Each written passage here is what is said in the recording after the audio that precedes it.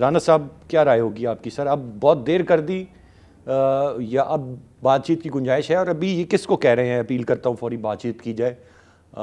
मेरे ख्याल से जिनके खिलाफ प्लानिंग की थी तोड़ फोड़ की, उन्हीं को ही अपील कर रहे हैं बातचीत की, या इस हुकूमत को कर रहे हैं? किसको कर रहे हैं? ये आइन कानून इस मुल्क में 75 साल से मौजूद है और जब जिसका दिल किया उसके साथ वैसा किया।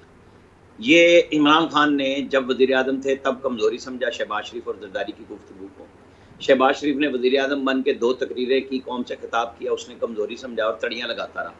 और आज नतीजा ये है कि वो जो होता है ना बड़ा आदमी, उसकी बड़ाइयत तब होती है। जो हमारे यहाँ जो पंजाब कल्चर की बात ताहिर साहब कर रहे थे कि फिर पुलिस ना जावे और थाना भी नेड़े ना लगे, तो ज़मान पार्क तो हो गया खाली और ज़मानतें देने के लिए भी बंदे अवेलेबल नहीं। तो वो जो होता है ना ज़ोम-शोम, वो तो हो गया ख़त्म।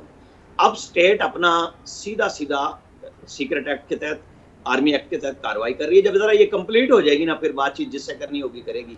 फ़िलहाल बातचीत के लिए अब आप कहते रहें, आपने सारे वक़्त ज़ाया किए। जब बातचीत का वक़्त आता था आप तड़ी लगा के, कभी 25 मई ले आते थे, कभी आप 26 नवंबर को आर्मी चीफ मर्ज़ी का लगाने आते थे, कभी आप जेल भरो तहरीक करते थे, और आज आपका बंदा कोई जेल में चंद घंटे बैठने के लिए तैयार नहीं है। ये है अलनिया इमरान खान साहब। आपके लोग गलतफहमी में जेल भरो तहरीक में बैठने चले गए और आप देखें उनकी हालतें क्या-क्या हो गई थी उस वक़्त। तो जनाब सोचें पहले, लेकिन आप पहले एक्शन लेते हैं, फैसले करते हैं। मेरा ख्याल है कि अभी थोड़े दिन लगेंगे और फिर जब कट टू साइज़ हो जाएगा, फिर देखेंगे जिसको जिसके साथ मुज़ाकरात होने होंगे। मेरी इत्तला और खबर मुशाहिदा ये है जो मैंने आपसे शेयर किया।